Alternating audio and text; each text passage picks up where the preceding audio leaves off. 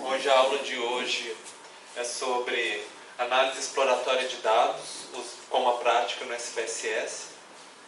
E nós vamos ver tanto como que a gente elabora quanto a gente interpreta vários tipos de gráficos e estatísticas. Estatísticas que vocês já começaram a aprender nas últimas aulas, né? E que agora a gente vai ter mais uma oportunidade para praticar também. Então,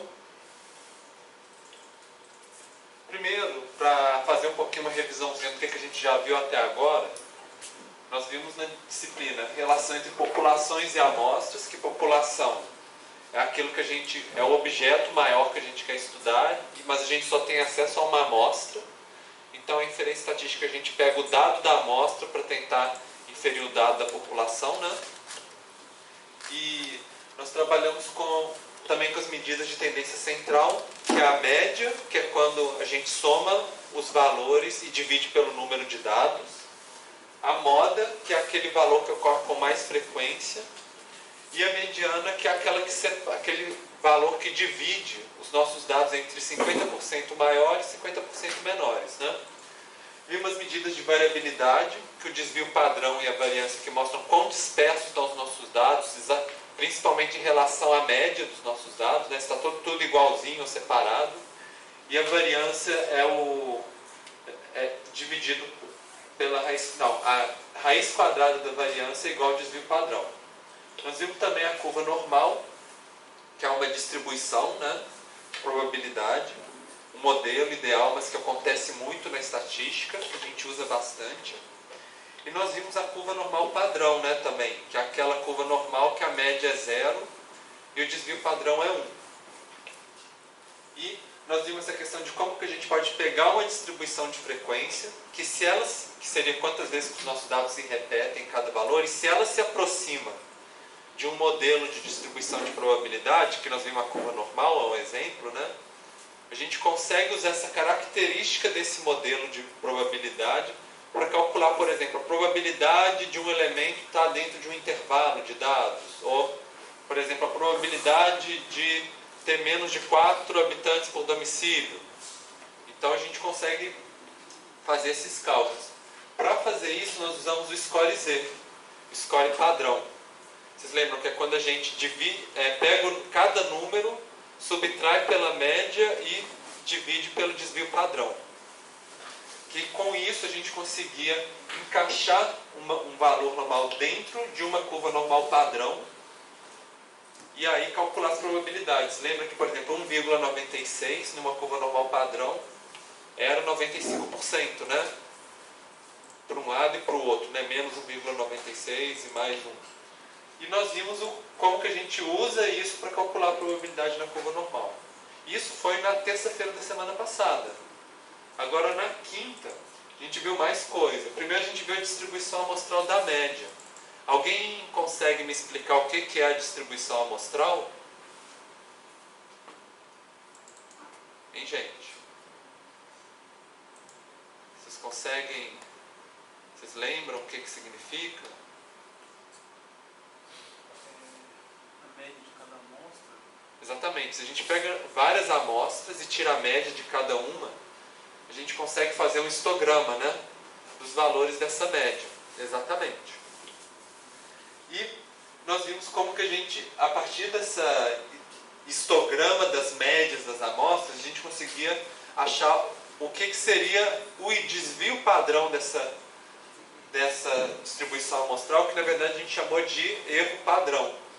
O erro padrão é mais ou menos uma medida de o quanto que a média da nossa amostra é certeira ou não para estimar a média da nossa população. Se o erro padrão é grande, então pode ter um erro maior, né, da média da nossa amostra para a gente inferir a média da população. E nós vimos como que a gente trabalha isso com intervalo de confiança. Alguém pode me explicar o que é o intervalo de confiança?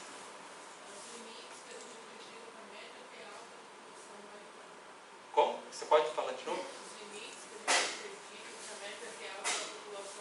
Isso, exatamente. Que às vezes a gente fala assim, 95% de chance de estar ali naquele limite. É isso mesmo.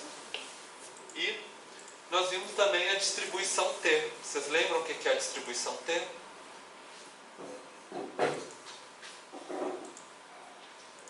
Curva média padrão. Ela parece, a distribuição T ela parece com uma curva normal, né? Mas qual que é a diferença da distribuição T para uma curva normal?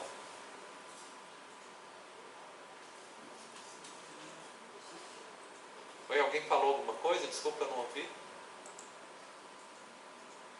Gente, pode falar, não tem problema não.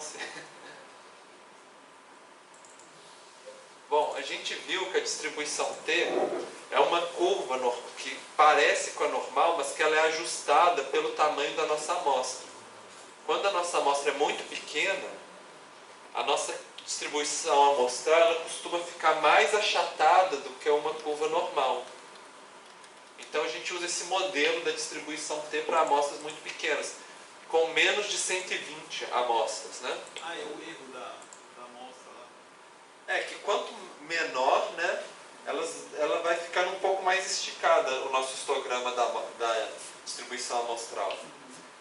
E aí nós vimos também uma prática que a gente usou SPSS para ver como que o intervalo de confiança em relação à média do consumo de água de cada região do Brasil. Vocês lembram que a gente viu assim, será que esses intervalos de confiança se sobrepõem ou não, né, de cada região do Brasil? E a gente fez para a gente saber, por exemplo, se a gente poderia considerar eles como um conjunto só, se a gente poderia ter uma certa confiança de que eles são diferentes entre si, né? Bom, o conteúdo da aula de hoje, eu vou passar um pouquinho para relembrar vocês um pouco de inferência estatística e normalidade. E depois nós vamos trabalhar com gráficos de caixas e bigodes, os box plots. Vamos ver os valores que a gente chama de discrepantes ou atípicos, são aqueles assim que não se comportam da maneira que a gente esperava, né? Vamos ver os gráficos QQ para ver se uma distribuição é normal ou não. E nós vamos ver como a gente pode transformar dados no SPSS. Que vocês já aprenderam a transformar dados no QGIS, naquela aula que a gente fez usando QGIS. Como calculadora de atributos, nas tabelas, agora vocês vão aprender a fazer no SPSS também. Então, essa é mais ou menos um pouco a ideia da aula de hoje. A gente tem um tanto de número das tabelas. A gente vai jogar no SPSS e vai sair um gráfico bonitinho para a gente, né? Então, o conteúdo para a aula, se seguirem, né, no livro, é o finalzinho do capítulo 1, que entra na parte de teste. A gente vai começar a pensar um pouco essa questão de teste estatístico. Mas o principal é o capítulo 3, que chama Explorando Dados. Ele é um capítulo bem prático, que é ensinando, né, como que gera cada tipo de gráfico no SPSS, mas ele também ensina como que interpreta esses gráficos. Então, se vocês tiverem alguma dúvida como que faz o gráfico, como que interpreta, o capítulo 3, vocês podem usar como referência para vocês, tá?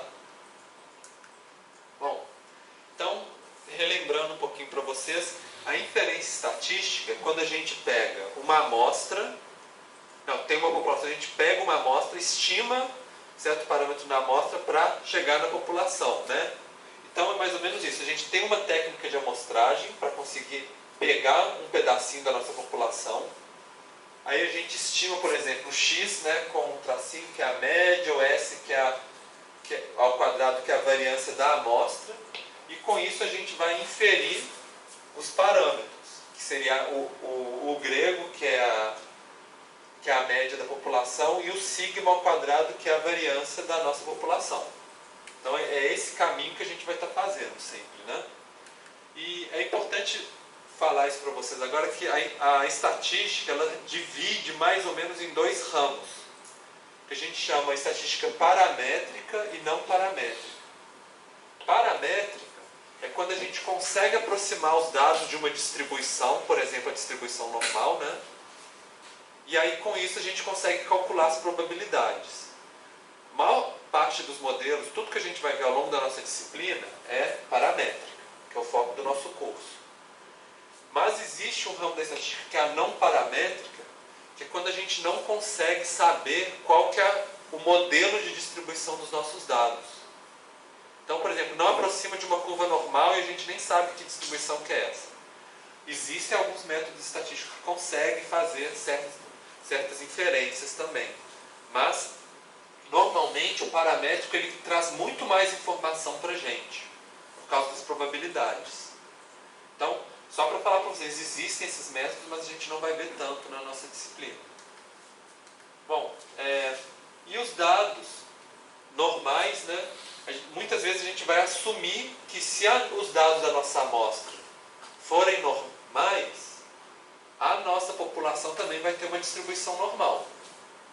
Mas a gente vai ver assim, que a gente consegue fazer até uns testes em relação a isso. Será que a gente consegue mesmo inferir isso? Se a gente tiver uma quantidade grande da nossa amostra, a gente consegue. Então, a nossa prática no SPSS, nós vamos trabalhar com distribuição de scores e valores atípicos, corrigir problemas no dado e transformar.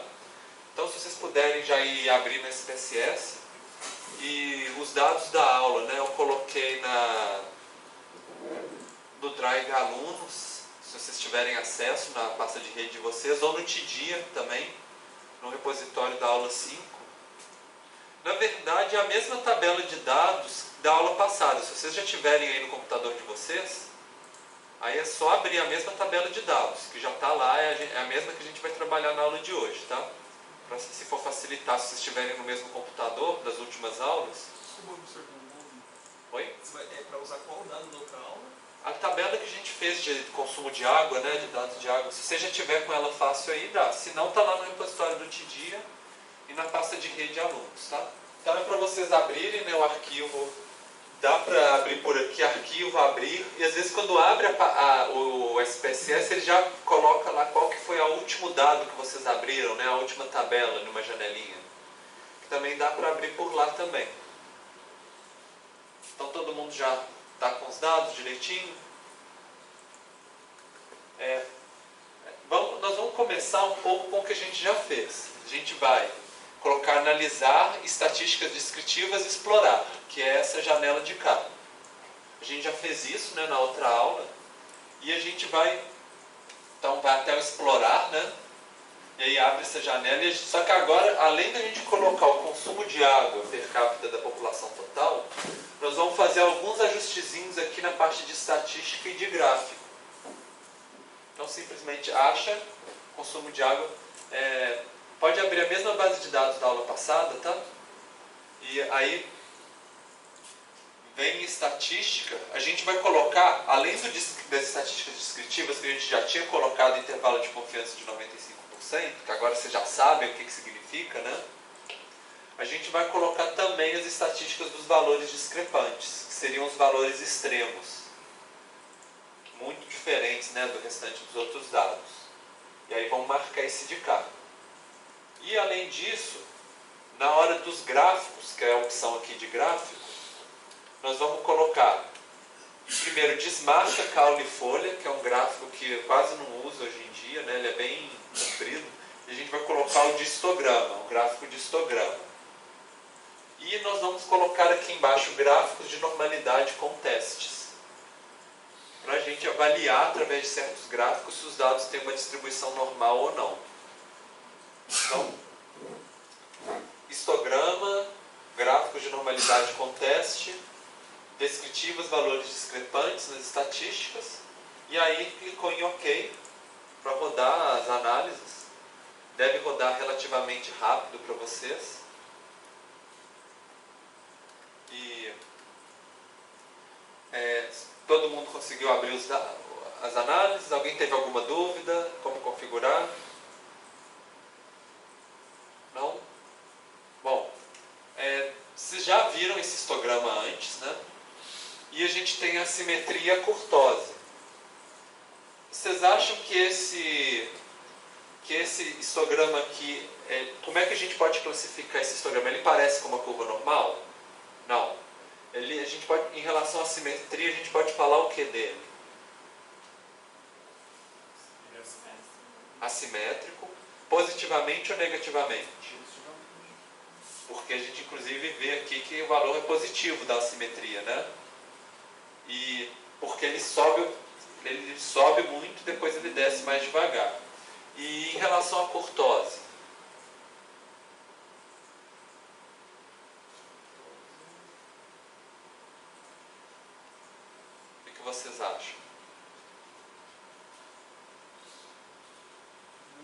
simetria? Bom, a curtose, que é o de cá, né? Então a curtose ele é um valor positivo. Então ele é leptocúrtico. Se fosse negativo, ele seria platicúrtico, né? Bom, além disso, a gente tem aqui o erro padrão. O erro padrão dá uma medida, porque esse dado aqui é sempre de uma amostra. A gente só tem uma amostra de mais ou menos 80% dos municípios do Brasil. Então, se a gente quiser inferir para o Brasil inteiro, tem uma margem de erro, um erro padrão, né, de 0,37 para o valor da simetria e 0,74 para a curtose. Vocês acham que com esse erro padrão aqui pode chegar a ser zero ou negativo? Não, né? Continua sendo sempre positivo, né? E tem uma maneira da gente fazer um teste para a gente saber se a nossa população tem a mesma tendência da nossa amostra.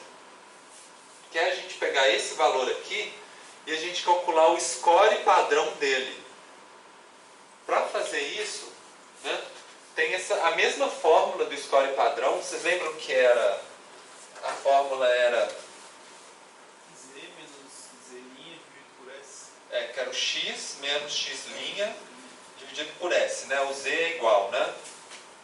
E a gente vai fazer a mesma coisa, só que a média dos valores de assimetria vai dar sempre zero, e a curtose também. Por causa do algoritmo que gera, né, esses valores, ele sempre no final ele vai dar zero. Então o que a gente faz, a gente simplesmente divide esse aqui pelo erro padrão. E a gente chega no score Z da simetria e da curtose. Se a gente for fazer o cálculo, então fica 1,532 menos 0, né, que é a mesma coisa de não mudar nada, dividido por 0,037, deu 41. E aqui, 7,097 dividido por 0,74, que deu 95.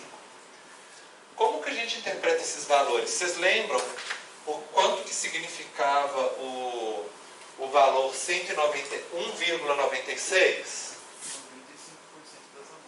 95%, né? Então, 1,96. E 2,58? 99. E 3,24? 99,9. É 99, eu acho. Tá. Mas agora eu fiquei na dúvida. Mas tá certo. Então, se esse valor aqui deu 41, o score Z.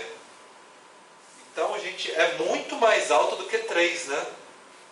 Então a gente pode falar assim, com mais de 99,9% de chance de que a nossa população também tem assimetria positiva.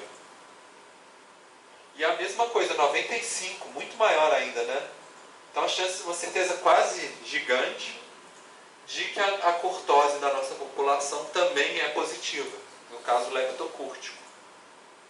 Então, a ideia é mais ou menos isso. Quando a gente tira o score Z, a gente consegue calcular a probabilidade da nossa população ter a mesma tendência da nossa amostra. É a primeira ideia de teste que a gente está começando a fazer, que a gente vai aprofundar mais nas próximas aulas. Bom, além disso, no gráfico, vocês podem ver que, além de ter esses valores aqui, vocês podem olhar no cantinho, tem umas barrinhas bem pequenininhas, vocês estão vendo? Às vezes é mais fácil de ver na tela de vocês, que são uns valorizinhos, né, pequenininhos, que são o que a gente chama de valores discrepantes. Se fosse uma distribuição normal, a gente esperava que ia terminar por aqui. Só que o que acontece? Eles continuam. Por isso que o gráfico não termina aqui o eixo, o gráfico vai até aqui na frente, porque tem dados, né, com esses valores.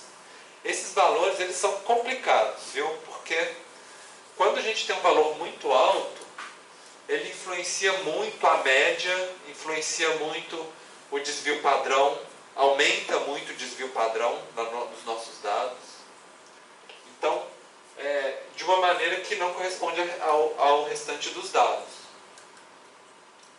Vocês devem ter visto um gráfico desse aqui que gerou para vocês, não gerou?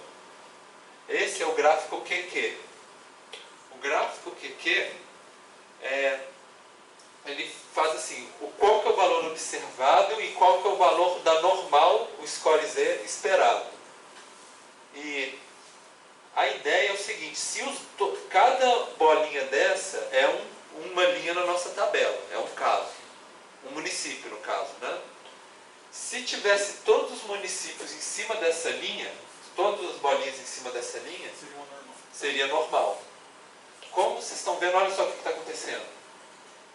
Quando chega nos valores mais extremos, eles estão desviando da normal. Era assim, era para ele estar um valor aqui, mas na verdade ele está um valor muito mais alto, né, no caso. E aqui embaixo também tem um desvio, vocês estão vendo? Com os valores mais curtos também. Então, a gente vê que tem certos desvios em relação à distribuição normal, mas que aqui no meio não tem tanto, nesse meio de cá. E agora o outro gráfico que a gente vai mostrar para vocês é o gráfico de caixas e bigodes. Para fazer o gráfico de caixa e bigode, você pega um gato bigodudo, pega uma caixa, mede eles, e aí vira um de caixa e bigode, porque a ideia é que seja uma caixa e esse seja o bigode, né? Então, para explicar para vocês como é que funciona, seria mais ou menos o seguinte. Esse é o nosso gráfico de caixas e bigodes. E aqui estão os valores, né, dos dados. A nossa mediana vai pegar exatamente nessa linha que passa no meio da caixa. Então, esse valor aqui vai dividir metade dos nossos dados para um lado, metade para o outro. Além disso, cada pedaço da caixa vai ficar com 25% dos nossos dados. Então, 25% está aqui, 25% está aqui. O que sobrou para cada lado? 50%, né? 25% para cá, 25% para cá. Além disso, esse intervalo aqui no meio, que é entre um limite da caixa e o outro, que dá 50% dos nossos dados, né? A gente chama de amplitude interquartil, ou intervalo interquartil. Ele é o intervalo que dá 50% dos nossos dados. Esse bigode aqui, a gente faz o seguinte. Se os nossos dados, os outros 25%, só vão até esse valor aqui, a gente colocaria o nosso bigode só até aqui. Senão a gente vai esticando ele. Só que tem um limite para a gente esticar o nosso bigode. Nosso limite é 1,5 o intervalo interquartil. A gente pega uma caixa e meia e coloca uma caixa e meia. É o nosso limite máximo do nosso bigode. Se tiver algum dado para além disso, a gente vai marcar eles um por um, que seriam os nossos valores atípicos. Depois a gente vai ver isso mais na prática. Agora, e como que seria o nosso gráfico o nosso gráfico boxplot para uma distribuição normal? Seria mais ou menos isso aqui. A gente tem a nossa distribuição normal, 50% dos nossos dados estão aqui, né? E aí, se for uma distribuição normal padrão, a gente viu, a média é 0, o desvio padrão é 1, né? Então, vai dar mais ou menos no valor 0,67 para um lado e para o outro. Deu 50% dos nossos dados. Nessa parte do intervalo interquartil, vai ter quase todos os dados, 24,65 de cada lado. Sobrou só um pouquinho como valores extremos que iam aparecer, né, umas bolinhas aqui do lado. Isso seria o resultado, um diagrama de caixas e bigodes de uma distribuição normal. Agora vocês estão vendo aqui que esse intervalo aqui de 50%, ele tem uma distância menor do que esse de cá, que é 1,5, né? Só que aqui a gente tem 50% dos dados e aqui a gente só tem 24%. Vocês estão vendo que está muito mais concentrado os nossos dados aqui, que é o alto do nosso morro. Aqui eles estão mais espalhados, né? Então, a gente vai começar a perceber isso, que quanto menor for certo intervalo no diagrama de caixa de bigode, mais concentrados os nossos dados vão estar, e vão estar maiores no histograma. Então, já deve ter gerado um histograma para você, um diagrama de caixas e bigodes, mas eu vou ensinar para vocês como que vocês fazem um individualmente, se vocês quiserem. A gente pode ir em gráficos, no menu gráficos, caixas de diálogo legadas, que tem vários tipos de gráficos. Vocês podem explorar aí no SPSS. E tem o diagrama em caixa. Quando entrar no diagrama em caixa, aí vai abrir essa janela de cá. A gente pode dividir as nossas caixinhas em grupos de casos. Por exemplo, se a gente fosse fazer de cada região do Brasil, ou a gente pode fazer uma caixinha para cada variável. No caso, a gente vai fazer uma para a variável inteira. Então a gente escolhe o de baixo aqui, resumos de variáveis separadas. A gente não vai dividir em grupos. Aí a gente escolhe de cá, manda definir e abre essa janela de cá. E aí não tem erro, é só você pegar o consumo de água pela população total e jogar para cá. Mas espera, jogou para cá? Não, é isso mesmo, aí coloque em OK. Tá. Deve gerar o mesmo gráfico que já gerou para vocês, né, na hora de explorar, que é esse de cá. Para esse de cá, eu vou trazer para vocês a colinha aqui do lado, que eu acabei de falar. A mediana aqui, né? 25% dos dados para cá, 25% para cá. Se o bigode consegue pegar todos os 25%, ele para antes. Se ele não consegue pegar, ele vai só até 1,5, uma distância e meia da nossa caixa, que seria aqui. Só que o que acontece? Teve dois dados que foram mais longe do que o intervalo e meio, e o terceiro dado mais alto, ele está aqui, ó. Então, só chegou até aqui. E os outros tem os dois intervalos. Quando a gente fala que deu acima de 1,5, a gente chama de outlier, ou valor atípico. Se a gente tem um que foi 3 vezes a largura da nossa caixa, que é esse aqui, a gente chama de extremamente atípico. Então esse é muito atípico, para a gente separar. Então, vamos tentar analisar o nosso box plot aqui. Onde que está a mediana? Está aqui no meio, né? Tem 50% dos nossos dados aqui. Entre os dados que estão nos bigodes, vocês acham que eles estão mais concentrados aqui ou no de cima? Os dados têm mais. Vocês acham que tem que os dados estão mais dispersos no histograma aqui nesse bigode de cá ou no de cá? De cima, eles estão mais espalhados, né? Aqui eles estão mais ou menos numa distância menor de valores. E tem os valores discrepantes que estão aqui. Vocês conseguem diferenciar onde que está o limite do outlier para o extremo? Vocês estão vendo que começa como bolinha e de repente vira estrela, né? Essa estrela são os extremamente atípicos, que é mais do que 3 vezes o intervalo interquartil. Então esses são muito, muito altos, né? Bom, e aí para mostrar para vocês algumas outras distribuições, pensa que isso aqui é um histograma.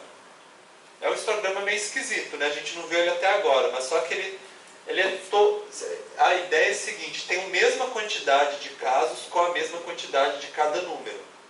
Então, por exemplo, tem 4 elementos com valor 4, 4 com valor 8, 4 com valor 12, assim por diante. Com essa distribuição uniforme, o nosso diagrama de caixa de bigodes é esse aqui. E vocês estão percebendo que é igualzinho a distância? Aqui, aqui, aqui, aqui. Cada um vai ter 25% dos dados, como sempre, e todos têm a mesma concentração. Outro tipo diferente é esse aqui, que tem um pico simétrico. Tem um valor muito alto no meio, né? Como ele concentrou no meio, o que acontece? O nosso diagrama de caixa de bigode, que era espalhado, ele concentrou 50% dos nossos dados, estão aqui concentrados aqui no meio. Às vezes isso pode parecer um pouco não intuitivo para algumas pessoas. Às vezes a pessoa pensa assim: se está muito concentrado, devia ser um elemento grandão, mas na verdade é um elemento pequenininho. mas tem a mesma quantidade de elementos que estavam aqui espalhado, agora eles concentraram numa certa quantidade de valores.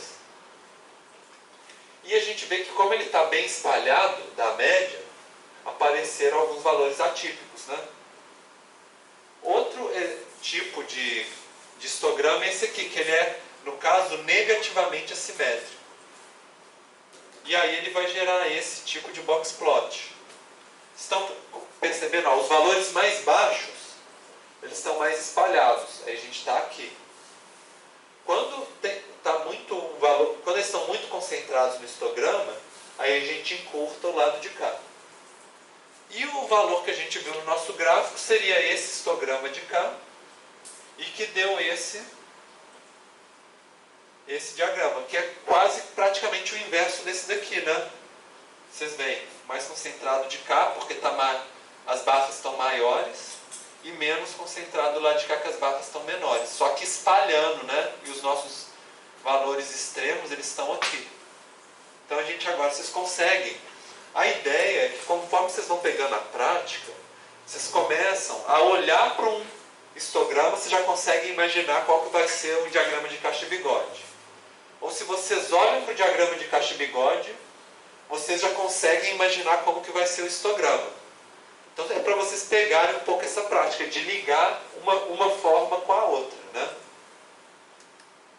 E aí, assim, para contar um pouquinho, né, de uma charge, a garota fala assim, o meu namorado pode vir comigo? Aí o namorado fala, depois, né, o namorado fica sabendo e fala, eu não sou seu namorado. Não, você é. Aí ele fala, não, mas eu estou saindo casualmente com muitas pessoas. Aí ela faz um diagrama de box plot e fala assim, olha, mas você está ficando comigo o dobro, mais que o dobro do tempo do que com qualquer outra pessoa. Eu sou um valor atípico, claro. Aí ele fala, sua matemática é irrefutável, e ela responde, admita, eu sou o seu par estatisticamente significativo. Então, nesse caso, né, ser um valor atípico seria algo positivo, né, nesse caso. Bom, outra também figura para a gente discutir um pouquinho é que eles fizeram um gráfico, e aí no gráfico os elementos eles vão seguindo um padrão, né, tipo não linear, só que tem dois valores atípicos que fogem do nosso padrão. Quando a gente está fazendo uma investigação, um trabalho de modelagem, normalmente a gente fica triste quando acontece esse tipo de coisa. Porque a gente queria que todos os dados seguissem o mesmo padrão do nosso modelo que a gente está tentando aplicar. Então, quando não dá, a gente fica triste. Só que nesse caso, os cientistas ficaram felizes, né? Porque é o smile, né, que gerou. Só que eu trouxe isso aqui um pouco para a gente discutir, porque apesar da gente, às vezes, ficar chateado quando a gente vê um valor que foge do padrão que a gente esperava, muitas vezes é uma oportunidade muito importante de pesquisa. Porque para a gente pesquisar o porquê que esse valor é atípico, pode dar muitas informações interessantes para a gente. Vamos supor, por exemplo, que fosse os municípios, por exemplo, né? A gente esperava que tivesse esse comportamento. Os dois que fogem, aí a gente fala assim, por que será que esse município tem um comportamento tão diferente? E aí quando a gente vai investigar, a gente descobre, por exemplo, que é porque ele está recebendo muito dinheiro de royalties de petróleo, por exemplo, ou de mineração, ou de hidrelétrica, né? Que está fazendo ele ter um comportamento diferente dos outros municípios. Então a gente consegue explicar por meio de um contexto que é diferente desses elementos. Então, vamos fazer os nossos dados agora por região, nosso box plot. Então a gente... E também vamos analisar os histogramas. Agora vamos ver as coisas, esses gráficos por região. Então a gente vê gráficos, caixas de diálogo legada e histograma. E aí a gente vai colocar, exibir a curva normal, a variável, o consumo de água pela população total, que a gente está sempre analisando. E a gente vai colocar um painel por linhas de região do país. Para a gente fazer primeiro um histograma para cada região do país. E aí a gente conseguir analisar elas, né? Desculpa, aí você simplesmente, né, clica em OK. Então, Consumo de água, exibir curva normal, região do país. Vocês chegaram nesse gráfico? Então, o que vocês conseguem interpretar a partir desses gráficos? Vocês podem me falar?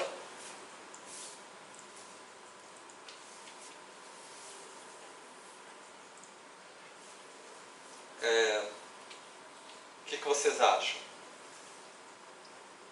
Sudeste tem mais parecido com a normal. Parece, visualmente, né? Visualmente. E qual que não está parecido com a normal? Norte. Por que o norte não está? Norte é esse aqui, né? Tem uma barrinha que está fugindo, né? O Nordeste. Oi? Era do tamanho do meio ali. Essa daqui, né? O Nordeste também parece que esse lado aqui está mais alto do que deveria, né? E o de cá está mais baixo. E aqui deveria ser um pouquinho mais alto também, né? Então a gente está vendo. Vocês conseguem ver qual que tem o maior consumo pelo histograma? Sudeste, né? Vocês veem que está mais para cá, né? Enquanto o que está mais para cá, ou no Nordeste, tem menos consumo. O histograma do Nordeste parece o histograma da população total. Parece um pouco, né, com a média do Brasil, exatamente. Bom, algumas outras coisas que vocês podem reparar. Vocês estão vendo que o eixo do gráfico vai até quase que o 200, né? Então, porque existem valores atípicos aí também, que estão aqui por aqui, né? Além disso, vocês estão vendo que a linha da normal ela tem uma altura diferente para cada região? Por que vocês acham que ela tem uma altura diferente para cada região? O consumo máximo é diferente. Na verdade, o consumo máximo está relacionado a esse eixo de cá. Esse eixo de cá está relacionado ao que no histograma? Frequência, a quantidade de casos. Então, por que no norte ela está mais baixinho? Porque a média geral da população é baixa. Não. Oi? Tem menos casos. Tem menos casos. Por isso que está baixinho aqui. Porque tem poucos casos. Quanto mais casos, né, por exemplo, no Nordeste, tem muitos casos com pouco consumo. É mais para vocês começarem, né, a olhar para o histograma e perceber esse tipo de coisa quando comparar um com o outro. E aí a curva normal ela segue, né, ela se ajusta para cada região. Por isso quando a gente vê um gráfico sem ter a linha da curva normal, às vezes é difícil da gente dizer se é normal, se não é. Esse gráfico, essa linha ajuda bastante a gente. E agora vamos fazer mais umas estatísticas por região para complementar. A gente vai analisar estatísticas descritivas e explorar de novo. E a gente já tinha o consumo de água, agora a gente vai acrescentar a região do país. A gente já fez isso antes, né? Mas o que a gente vai fazer agora, porque agora, na aula passada a gente fez, mas a gente não marcou os valores discrepantes. Agora a gente vai marcar, né? Vocês já marcaram. E a gente vai calcular tanto o histograma quanto os gráficos de normalidade com teste. Então agora nós vamos fazer uma análise mais aprofundada dos dados por região. Então é isso. Consumo de água, região do país, vai em estatística, deve estar já marcado de vocês, vai em gráficos, também deve estar marcado já, porque vocês fizeram, né? Acabaram de fazer. E apertam OK, né? Então a gente tem o nosso histograma e a gente tem as estatísticas descritivas, que a gente já analisou na aula passada. Só que agora eu queria brincar um pouco com vocês da gente fazer o nosso teste de transformar a simetria curtose em score padrão, para ver o resultado. Então é pegar a estatística de assimetria score, divide pelo erro padrão, para ver se a gente pode falar que a nossa população inteira, que ela pode ter a mesma tendência da nossa amostra, né? E quando a gente faz para a região norte, vocês repararam o erro padrão da região norte? Como que ele é em relação ao erro padrão das outras regiões do Brasil? Oi? Maior? Maior. Por que será que ele é maior? Porque tem menos casos, né? Tem menos casos. É uma das coisas. A fórmula do erro padrão, né? O erro padrão é igual ao desvio padrão dividido pela raiz quadrada das amostras. Quanto mais amostra, menor é o nosso erro padrão. Mas também pode ser porque tem um desvio padrão grande também. É sempre um jogo entre essas duas coisas, né? E a assimetria, ela é maior ou menor, e a curtose é mais próxima de zero ou não em relação aos outros lugares do Brasil? As outras regiões? Oi? Tá mais perto. Oi? Do norte? O norte. Tá mais perto de zero. Mais perto de zero. Então está mais próximo de uma curva normal, né? E aí quando a gente divide um valor que é baixo por um erro padrão que é alto, olha só o score Z que deu. 1,75 e 0,23. Então a gente não pode dizer com 95% de certeza que a nossa população ela segue essa tendência de ser positiva aqui e negativa aqui. Então embora seja positivo aqui, a gente não pode falar que a nossa população seja. Isso por quê? Porque por causa do nosso erro padrão, pode ser que de repente a gente tire uma outra amostra no norte do Brasil e seja negativo, ou seja zero, por exemplo, né? Então, a assimetria não é forte o suficiente para a gente falar que a nossa população é assimétrica. E os outros regiões do Brasil? Olha os valores. 21, 42, 18, 48, 35, 121, tudo valor muito acima de 3, né? Para elas, a gente pode falar com mais de 99,9% de certeza que a nossa população, com base na nossa amostra, na nossa população, ela tem assimetria sempre positiva e que ela é leptocúrtica, né? Sim. O histograma do Nordeste, se não tivesse os valores discrepantes, ele estaria aparecendo mais uma normal como nós conhecemos, em vez de essa duna pequenininha que ficou. Do Nordeste? Do Nordeste. Nordeste aqui. Nordeste não, do Norte. Desculpa. Do Norte. A gente vai ver os valores discrepantes para analisar isso. Os valores discrepantes, eles podem estar influenciando bastante, principalmente esse aumento de assimetria nas outras regiões. A gente vai vendo Blockspot isso. Isso, exatamente. Para cada região. Que é mais ou menos, né, a próxima tela. Então vocês podem até achar aí no de vocês. Vocês veem que a região norte compara a quantidade de valores discrepantes em relação às outras regiões, né? Ela tem muito menos. Então, por isso, ela vai ter uma distribuição mais... Isso vai influenciar bastante a questão da assimetria. Já nas outras regiões tem uns valores super altos, né? Agora, por exemplo, do Nordeste, vocês estão vendo que o bigode de cá é muito mais curto que o bigode de cá, não é? Então isso significa o quê? Que os dados estão muito concentrados aqui e estão mais dispersos nos valores maiores. E é um pouco que a gente vai ver nos outros gráficos também, né? Que sempre olhando que a bolinha são os atípicos e as estrelinhas são os extremamente atípicos. Mais de 3 vezes o tamanho da caixa, né? E aí vamos supor que tem esse dado aqui, 4,236, aqui no sul do país, né? Depois a gente pode querer explorar ele para tentar investigar por que será que nesse município é tão alto assim?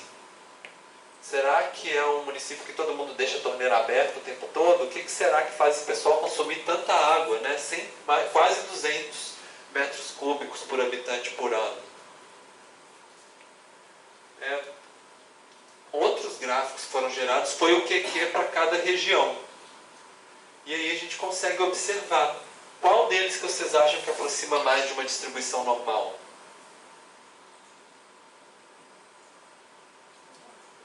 Norte, né?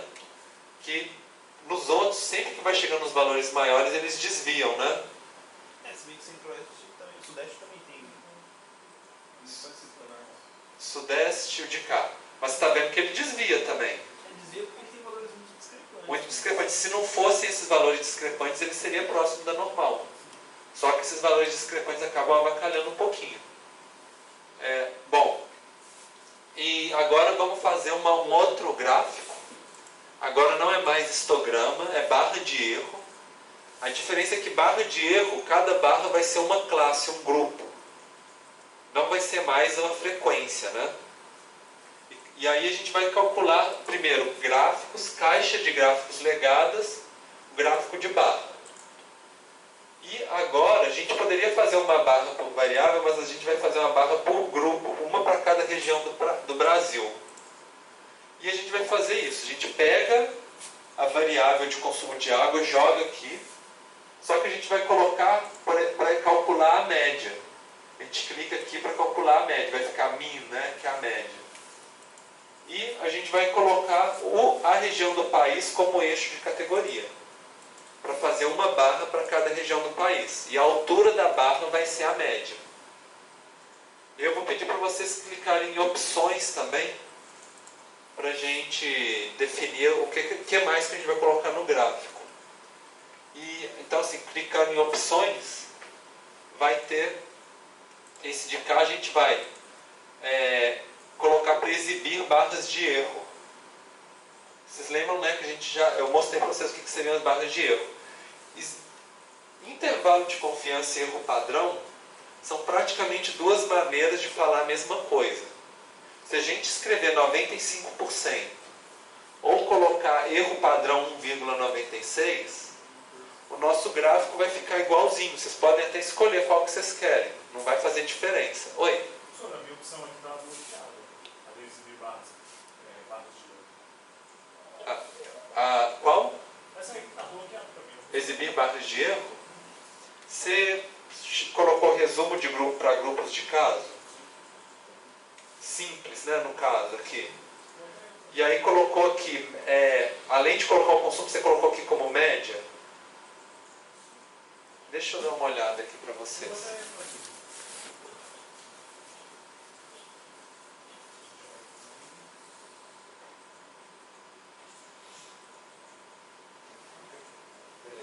Ótimo. Então, agora, um caso diferente se a gente colocar para exibir o desvio padrão. Quando que vocês acham que a gente deve usar intervalo de confiança e erro padrão e quando que vocês acham que a gente deve usar desvio padrão? Desvio padrão imagina a seguinte situação, que eu aprendi. Tem um número X de peças, 100 peças, você precisa medir elas e descobrir quais estão dentro do padrão e quais estão fora. Então, acho que no caso do desvio padrão serviria para isso. Para mostrar a variabilidade dos nossos dados. Para saber quais estão dentro da média estabelecida. Isso, quer dizer, a dispersão em relação à média, né? E o intervalo de confiança e o erro padrão, para que a gente usa? Para ter um valor mesmo. Seria a média. Mais ou menos isso. A ideia é esses dois a gente usa quando a gente tem uma amostra e a gente quer saber qual que é o valor da nossa população total. Por isso a gente usa esses dois. Que é mais ou menos o seguinte, a gente pega o desvio padrão e divide pela quantidade de elementos da amostra, né? Então, muitas vezes, se a gente usar só o desvio padrão, vai dar um valor muito mais alto.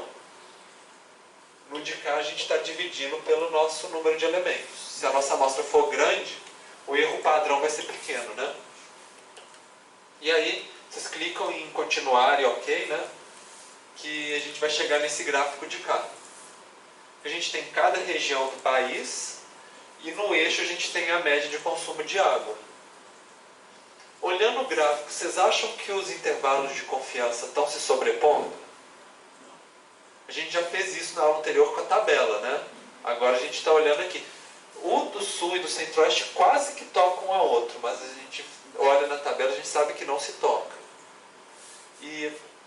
Então a gente consegue falar com mais de 95% de confiança de que na nossa população do Brasil inteiro, cada região é diferente uma da outra.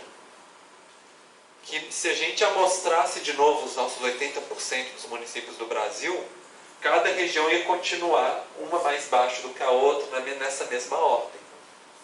Essa é mais ou menos a ideia. E aí, só para brincar um pouquinho, né? Tem cada um das barras, e aí uma fala para indicar assim, olha, desculpa, mas a gente simplesmente não pode confiar em você. Porque se a barra de erro for muito alta, cada vez que a gente amostrar os dados pode dar um valor completamente diferente.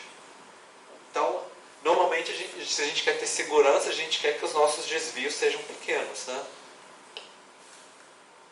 Agora, no SPSS, a gente vai corrigir os dados, aprender a corrigir. Vamos supor que a gente tinha esse aqui, o 4236, o município 4236, que a gente quer explorar ele, né? Ele é um valor atípico. Vamos ver o que é isso. Será que o município digitou errado, por exemplo? Aí, na planilha de dados, vocês vão ver que tem um botãozinho aqui que chama Ir para o caso. Olha lá se vocês conseguem descobrir lá no alto, na barra de ferramentas. Um que tem essa setinha assim. Acharam? Quando vocês clicam, aparece essa janela. E aí a gente vai pegar o 4236, que é aquele valor que estava lá no alto, para a gente tentar descobrir que caso que é esse. E aí vocês clicam e clicam em ir, né, no caso. Qual o município que deu? Santa Isabel, Lá no Paraná, não é isso?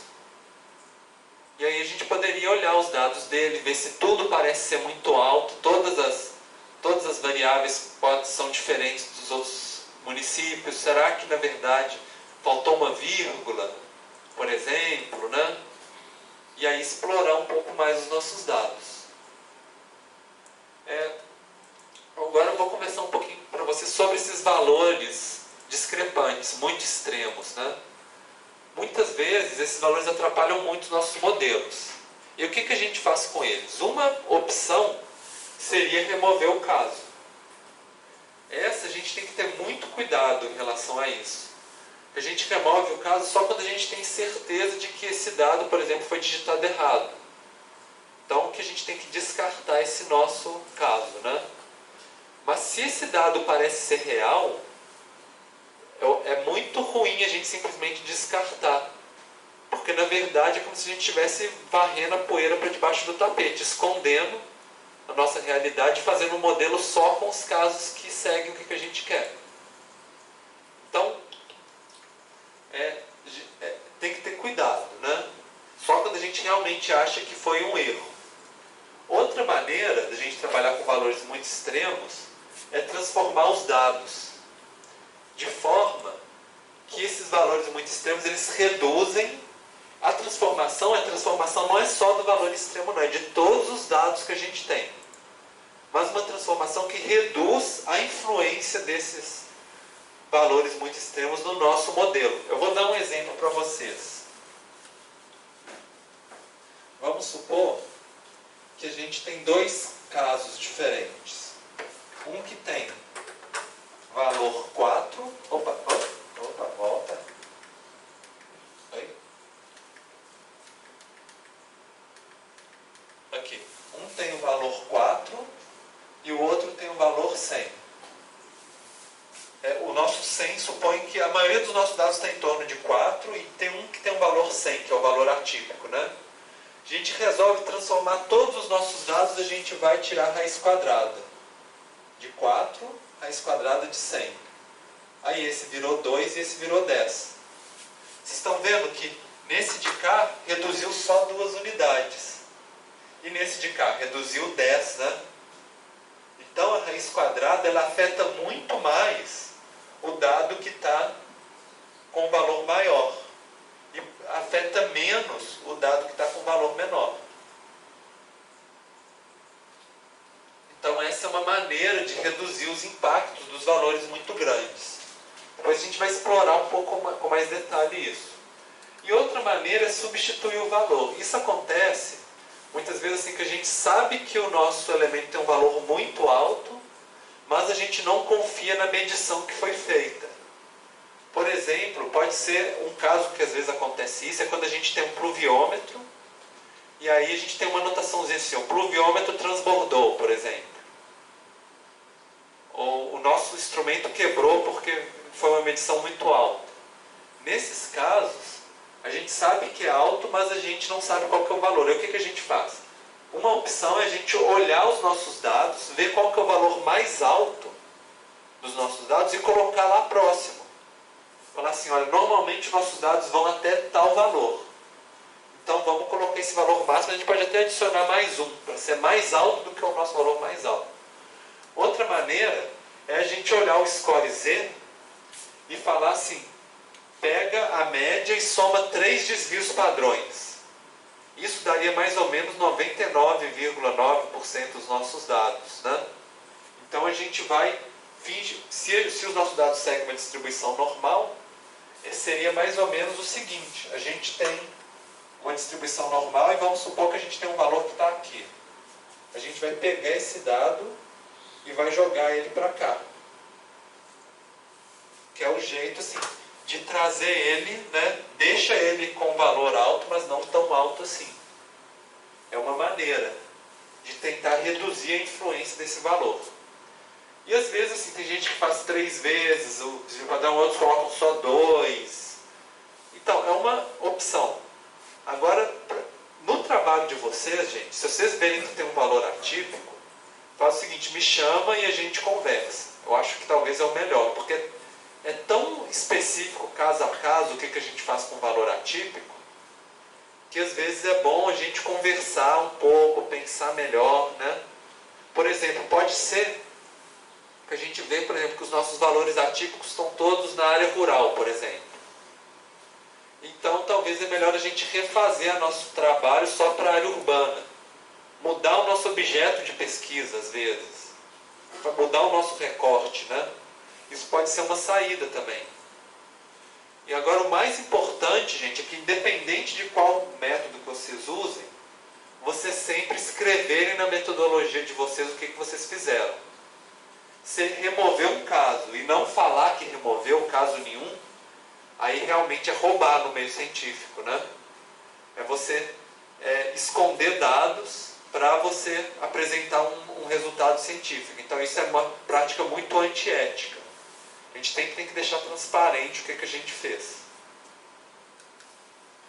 Então, para mostrar para vocês algumas transformações de dados, uma muito comum é o logaritmo dos dados.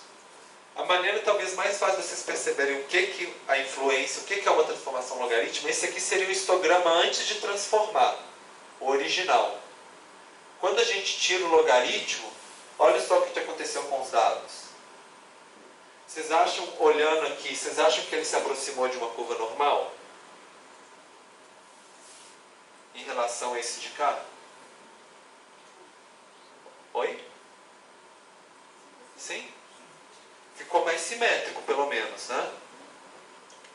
Mas, assim, não perfeitamente, né? Podia subir um pouquinho mais aqui, diminuir ali, mas ficou bastante. Agora, então, se a gente tem os dados e a gente precisa fazer um modelo que ele precisa de uma distribuição normal, a gente poderia fazer essa transformação para aproximar os nossos dados. Aí o nosso modelo vai ficar mais confiável. A gente vai conseguir tirar aquelas probabilidades, né, de Z de 95%, porque ele parece mais uma distribuição normal. Só que a gente tem que ter um cuidado com esse tipo de transformação, porque não existe logaritmo de zero, e o logaritmo de número negativo, ele segue uma transformação completamente diferente do número positivo. Então, para a gente fazer essa transformação de logaritmo, por exemplo, se a gente pensa nos nossos dados de água, a gente não tem consumo negativo, mas a gente tem alguns municípios que têm consumo zero, quando eles não têm abastecimento de água. Nesse caso, o que a gente faz? A gente pega o valor dos nossos casos e soma mais um em todos os casos, porque aí não vai ficar com nenhum zero.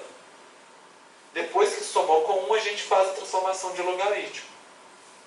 Se tivesse número negativo, por exemplo, -2, por exemplo, aí a gente soma 3 em todos os nossos casos, até que não tenha nenhum número negativo e nenhum número zero. E aí a gente vai e tira o logaritmo. Então essa é uma transformação. Outra que eu já falei para vocês é a radiciação, raiz quadrada, né?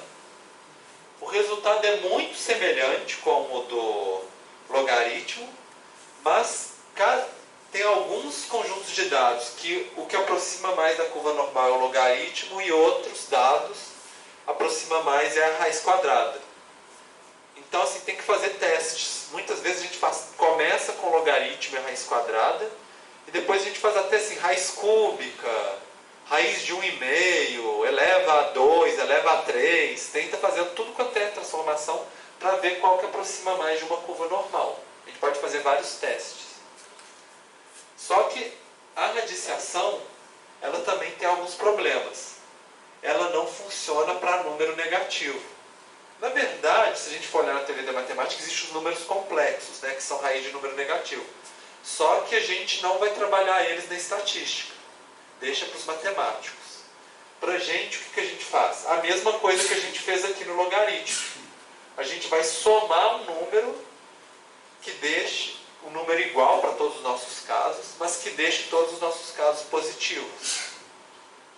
Pode até ter zero, mas não pode ter negativo.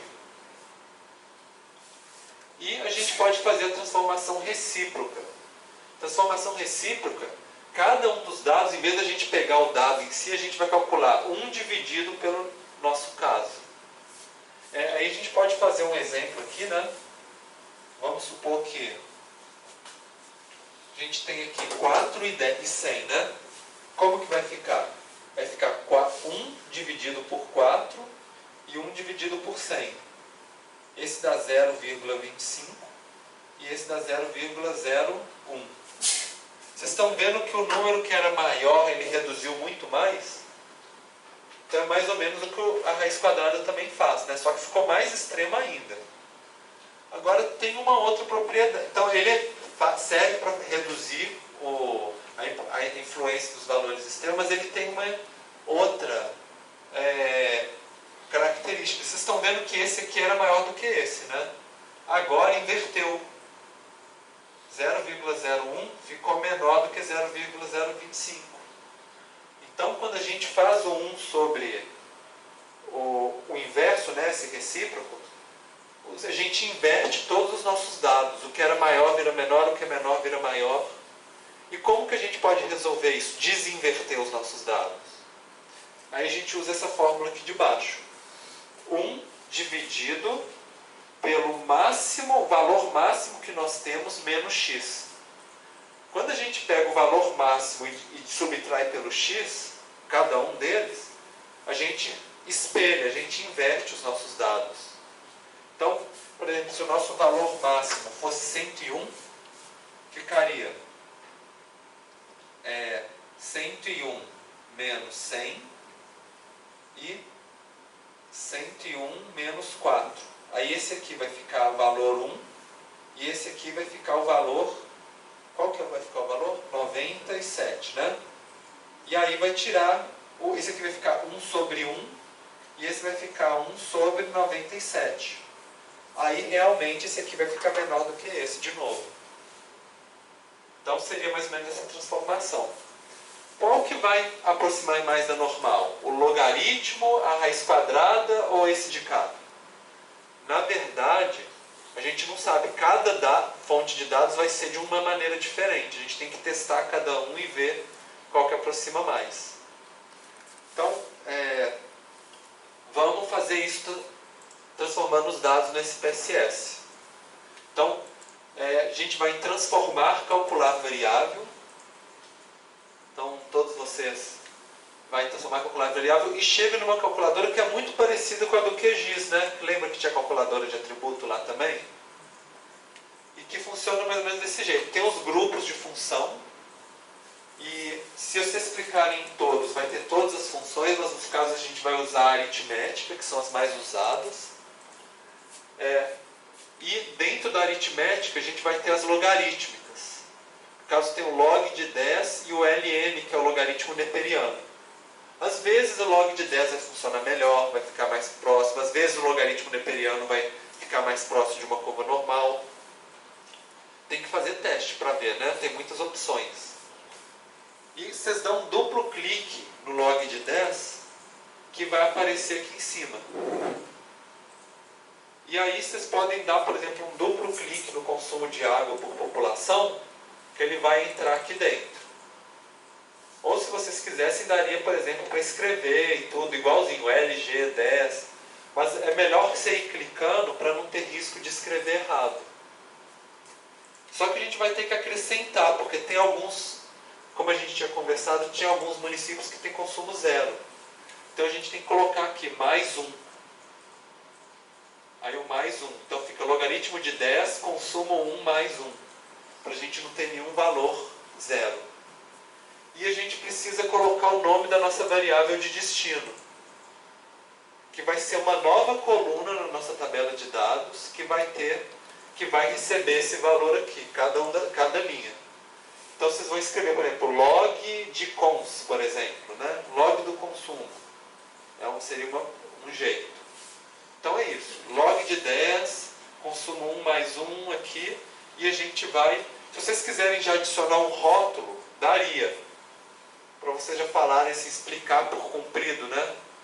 Logaritmo do consumo por população total e tudo, daria para a gente já colocar aqui de uma vez. E aí vocês clicam em OK. Vocês podem verificar na tabela de vocês se criou a coluna nova. Todo mundo olhou, viu que criou a coluna nova? Agora sim, vocês não vão olhar na tabela, na janela de resultados, vocês vão olhar na janela da tabela de dados de vocês, né? Que deve ter um log de consumo, o nome que vocês deram. Vocês estão vendo que aqui, olha, deu 41. Aqui deu 1,63, né? Um cuidado que a gente precisa ter é que aqui já não é mais a mesma unidade dedicada. Sempre que a gente for falar agora no nosso trabalho, se referir nesse aqui, a gente fala que é o logaritmo do consumo de água. Não é mais o consumo de água. A unidade de medida é diferente. É menorzinha, né? Do que o consumo de água. Agora, vamos comparar o histograma do nosso consumo de água normal com o logaritmo, para a gente ver o que aconteceu. Então a gente vai analisar estatísticas descritivas e frequências, e nós vamos desmarcar a exibir tabela de frequência e colocar agora as duas variáveis. Antes a gente só tinha colocado o consumo de água a primeira vez que a gente fez, agora a gente bota os dois. E nós vamos exibir o histograma para mostrar a curva normal. Vocês vão clicar aqui em gráficos, né? E colocar histograma, mostrar a curva normal de cada uma das variáveis. E em estatística, para vocês clicarem também, vocês colocarem, para exibir, pode colocar só a simetria e curtose dessa vez. Por que a gente vai ver a simetria e curtose? Para saber se é o original ou se é o transformado que aproxima mais de uma curva normal. Então, colocou as duas variáveis, o logaritmo e o consumo, o histograma com a curva normal e a simetria e a curtose. Coloca para continuar e em OK. Pode desmarcar, né, esse daqui, né? Clique em OK. Aí, deve ter gerado 2 histogramas para vocês. Olhando os 2 histogramas, qual que vocês acham que aproximou mais de uma curva normal? Oi? Pode falar? Fala mais alto um pouquinho. O do log, né? Mas vocês acham que ele está certinho uma curva normal? Não, negativamente assim. Negativamente. Antes ele era positivo, de repente ficou negativo. E vocês veem assim, esse lado devia estar um pouquinho maior, né? Esse aqui já devia estar descendo. E aqui também tem uns valores que ficaram muito baixos, né? Uma frequência muito grande. Que se fosse uma curva normal, ele ficaria mais achatadinho aqui. Agora vamos olhar os valores de assimetria e curtose. Vocês acham que eles ficaram mais próximo de zero quando a gente tirou o logaritmo?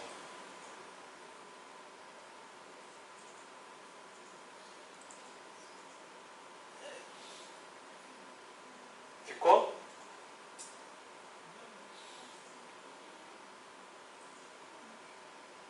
Ficou mais próximo de zero? Um pouco, né? Não muita coisa, mas um pouquinho ele ficou. A curtose ficou bem mais mais próxima de zero, não ficou? Mas a simetria um pouquinho também, né? E a gente pode fazer os testes do mesmo jeito. Esse teste aqui a gente já fez, né? Divide a simetria curtose pelo erro padrão. E a gente falou que a gente podia atribuir, né, à nossa população essa característica da nossa amostra. Quando a gente fez no de cá, também ficou muito mais do que 3, né? Então, mais que 99,9% de chance. Só que agora é o contrário. Que o logaritmo da nossa população é negativamente assimétrico. Mas que também é leptocúrtico ainda, né? E a gente vê assim que os valores diminuíram em relação ao de cá. Por quê? Porque a gente colocou uma estatística menor. Mas mesmo assim ainda a gente consegue inferir que a nossa população ela vai seguir um desvio da população normal, né? Agora, vamos fazer uma outra transformação. Agora nós vamos transformar em raiz quadrada, criar uma nova coluna. Então, gente, isso aí é uma coisa agora para vocês terem muita atenção, ó. Vocês têm que mudar o nome da variável aqui. Porque isso acontece demais enquanto vocês estão fazendo os trabalhos de vocês. Vocês esquecem de mudar o nome da variável. E aí ela vai jogar por cima, vai copiar por cima. E aí vocês vão perder os seus dados. Então tem que sempre lembrar de colocar aqui. E aí lá na aritmética vai ter o SQRT, que é square root, né? Raiz quadrada. E agora a gente pode tirar a raiz quadrada do consumo. Clique em SQRT, clique em consumo. Agora a gente não precisa somar 1. Por quê? Porque raiz quadrada de zero existe. Não existe raiz quadrada de número negativo. Se a gente tivesse algum número negativo, a gente ia precisar somar aqui também. Mas a gente não precisa. Então, SQR cons, coloca aqui SQRT consumo. Se quisesse já colocar um rótulo para explicar, né, raiz quadrada do consumo de água, era só clicar aqui que daria para fazer também. Para já deixar mais certinho, por exemplo, fazer um gráfico, por exemplo, né, um eixo de um gráfico. Deu mais ou menos esse gráfico para vocês, não foi? Olha, se criou a coluna, né? E vocês podem fazer aqui. E de novo, né? Consumo de água. Agora aqui a gente coloca estatísticas, frequências, o consumo de água. Aqui a gente vai colocar o SQRT também, se a gente quisesse, né? O resto já deve estar meio padrão, já que vocês colocaram. Era só para ir em estatísticas, frequências e colocar o nosso SQRT junto aqui, se vocês quiserem. Só para vocês verem, esse aqui é o antes da transformação. E aqui foi depois, quando a gente tirou a raiz quadrada. Comparando o original, a raiz quadrada e o logaritmo, qual que vocês acham que aproxima mais da curva normal? Raiz quadrada, né? Parece que está seguindo, mas embora ainda tenha uns desviozinhos aqui, né? Um ou outro lugar a gente acha que dá para fazer modificar. Não é perfeito uma curva normal, mas ajustou muito mais. E comparando a simetria curtose, vocês acham que aproximou mais de zero? Aproximou, né? Ficou quase zero. E a gente pode fazer o teste de novo. Então, esse teste a gente já tinha feito, aí o de cá. Pega esse valor e divide por esse. 0,19. Então, o que isso significa? Significa que a gente não pode, por exemplo, aqui deu um valor positivo, né? Mas a gente não pode falar que a nossa população, que a raiz quadrada do consumo de água da nossa população é positivo. Porque se a gente tirar uma outra amostra, pode ser que dá zero, pode ser que dá um pouco negativo, né? Então, por exemplo, 0,07, olha só, menos 0,37, né, pode dar um número negativo. Então, quer dizer, está tão próximo de zero que a gente não consegue nem falar se a nossa população é positiva ou negativa. Se o nosso objetivo é realmente aproximar de uma curva normal, então isso é uma coisa boa nesse nosso teste, né? E no caso da um valor acima de 3. Então, mesmo tirando a raiz quadrada, né, a gente pode falar também que a população toda, com mais de 99,9% de chance, ela ainda é leptocúrtica. Só que ela é muito menos do que com os dados originais. 0,5 em vez de 7, né? Então já melhorou bastante também. Então, se a gente fosse escolher entre essas transformações que a gente fez, poderia fazer. Agora a gente poderia testar outras. Raiz cúbica, raiz de 1,5, raiz de 2,5. Podia ser a inversa também, que a gente não viu ainda, né? Aí a inversa seria 1 dividido pelo consumo. Ou então, se a gente souber o valor máximo de consumo, que era 193, né? Então ficaria 1 dividido por 193 menos o consumo, por exemplo. Então a gente poderia fazer esse tipo de transformações também. A gente tem um tempinho. Vocês querem fazer essa? Vamos fazer essa. Então, tenta fazer essa do consumo, da inversa. Tenta fazer uma fórmula assim, 1 dividido por 193 menos o consumo. Consumo 1, né, no caso, que é o da população atendida. Vamos fazer para de vocês?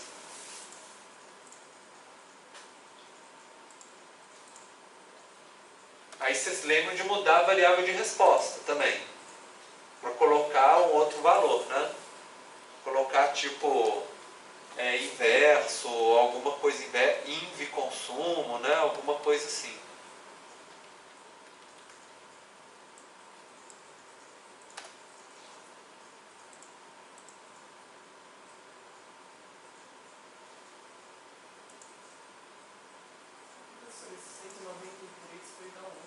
Que era o valor máximo. A gente só olhou o valor máximo, né, e colocou. Eu acho que é 193, posso estar enganado. Mas de qualquer forma já vai inverter bastante os dados, né? 1 dividido, aí abre parênteses, 193 menos o consumo. E aí fecha o parênteses, né, no caso. É inversa isso aí? É inversa. Porque é 1 dividido pelo valor, né? Quem já fez, pode ver o histograma para ver como é que ficou e calcular a estatística descritiva. 193 menos. Isso.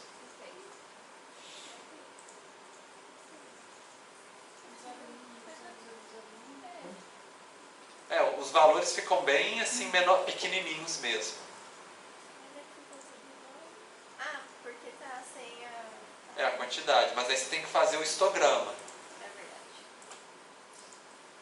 Professor, acho que não deu certo. Não deu muito certo não, né? Então esse a gente já pode descartar, que não foi uma boa transformação, mas em alguns casos pode ser.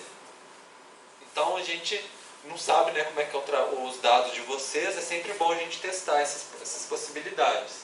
É assim, é erro e acerto, né? Bom, e agora assim, só para lembrar para vocês, a gente fez aqui uma transformação, mas a gente pode fazer quase todos os tipos de coisa. Por exemplo, aqui na calculadora a gente pode somar as variáveis umas com as outras, fazer uma mais a outra. Lembra que no QGIS a gente fez população dividido pela quantidade de domicílios, né? Era só colocar. Aqui se a gente colocasse população total dividido pela quantidade de domicílios. Aí daria para a gente fazer aqui também. Todas essas transformações de somar, de subtrair, de elevar a potência, tudo isso a gente consegue fazer usando aqui o SPSS.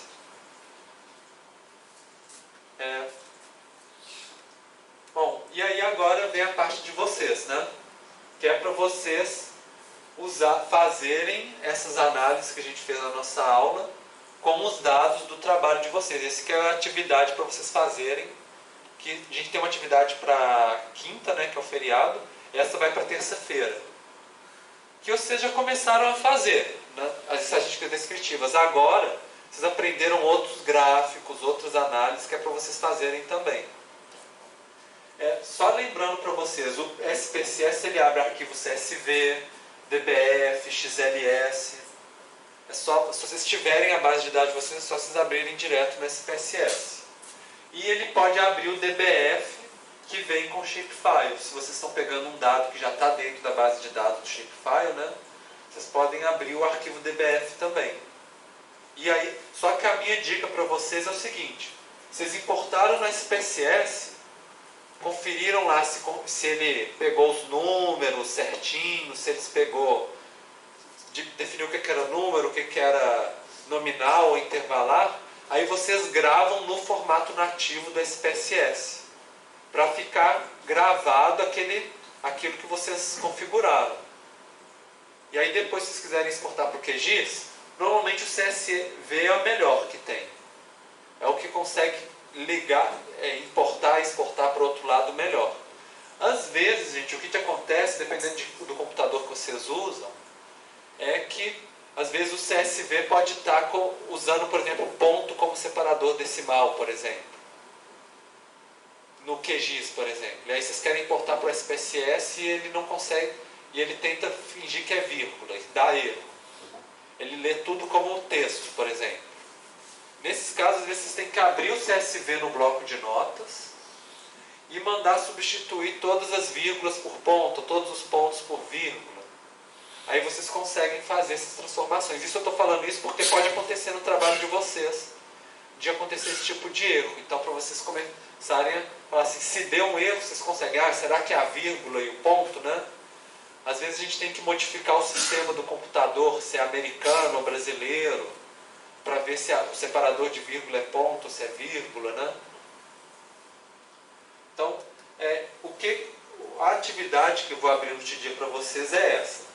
Calcular estatística descritiva, isso vocês já fizeram. Mas agora, não é só vocês calcularem o resultado. Para terça-feira, é para vocês explicarem. É para vocês colocarem texto, interpretando o que vocês estão vendo. O que está acontecendo nas tabelas e nos gráficos. Então, por que será que a nossa amostra tem essa característica para essa variável? Qual que é o contexto, né? Vocês vão ter que ir além dos dados de vocês. Então, para vocês fazerem um histograma, o box plot, o que é plot de uma variável, cada um do grupo vai escolher uma variável, e para vocês explicarem o que vocês estão vendo nesses gráficos, o que significa. Vocês fazerem transformações nessa variável e falar qual das transformações aproxima mais de uma distribuição normal, que é o que a gente acabou de fazer em sala, né? E se a hipótese de pesquisa de vocês tiver grupos, por exemplo, rural, urbano, diferentes bairros, diferentes estados, vocês podem agrupar por estado e fazer a comparação dos intervalos de confiança também. Mas esse aqui é opcional, tá? É só se tiver a ver com... Vocês acham que tem a ver com o trabalho de vocês, que vai trazer alguma análise interessante para vocês. E lembrando que essa atividade que vocês estão fazendo já vai ser parte do trabalho final de vocês. Então, se vocês não mudarem as variáveis, não mudarem, né, os dados de vocês já estão fazendo os dados, já estão investigando os dados para o trabalho de vocês, para o início da parte de vocês. Então, esse é mais ou menos a atividade. Alguém tem alguma dúvida relacionada ao conteúdo da disciplina, às atividades? Não? E se vocês tiverem... Então, assim, para grupos que ainda não têm os dados, que vocês estão trabalhando ainda neles, né? Lembre-se, vocês têm que conseguir esses dados o mais rápido possível, senão cada semana que passa, vocês vão ficando para trás nas atividades. E as atividades dão mais ou menos 30% do conceito na disciplina, né? Então, tenta conseguir os dados o mais rápido possível para já ir trabalhando. Pode não ser o dado final, mas você tem que ter algum dado para vocês começarem a trabalhar já, para fazer as atividades, né? Então, assim, se de repente não estiver conseguindo achar o dado, estiver difícil de transformar os dados, de tratar eles, estiver em dúvida, entre em contato comigo. conversar, vamos tentar resolver as dificuldades de vocês para todo mundo conseguir engrenar na disciplina. Vocês têm que ter os dados para começar a trabalhar em cima deles, tá? Então é mais ou menos isso. A gente então se vê na semana que vem por causa do feriado. E de qualquer forma a gente ainda tem um tempinho aqui que eu posso tirar dúvida de vocês, dos trabalhos de vocês, para ajudar vocês a fazer. Se quem tiver dificuldade de usar esse PSS no feriado, se quiser aproveitar esse tempo agora para já ir fazendo em grupo as atividades, já é vocês já estão frescos, né? Está fresco na cabeça como que faz, também ajuda vocês. Vocês podem usar esse tempinho agora também, tá? Então é isso. E aí eu estou à disposição de vocês.